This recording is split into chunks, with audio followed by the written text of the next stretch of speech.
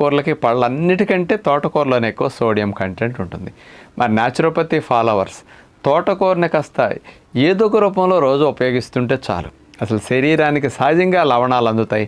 బయట నుంచి ఉప్పు తినకపోయినా సోడియం అంటే లవణాలు ఏమి తగ్గకుండా ఆరోగ్యంగా మనం ఉండొచ్చు. తోటకూర కొంచెం ఆకు ముదిరిందైతే ఐరన్ మనకు కావాల్సిన దానికంటే ఇంక ఎంతో ఎక్కువ తోటకూరలో ఉంటుందన్నమాట. లేత ఆకుల్లో ఐరన్ తక్కువ ఉంటుంది. కానీ ఉప్పు లేని లోటు లేకుండా కూడా న్యాచురల్ సాల్టీ టేస్ట్తో తోటకూర ఫ్రై చాలా బాగుంటుంది. ఈ ఫ్రై చేసే పద్ధతిలో మనం పెసరపప్పు కాస్త దోరగా వేపించి ఫ్రైలో వేస్తాం, కొబ్బరి తురుము కూడా వేస్తాం. ఈ రెండిటి వల్ల తోటకూర ఫ్రై, తోటకూర వండితే లూజుగా నీళ్ళగా ఉంటే చాలామంది ఇష్టపడరు.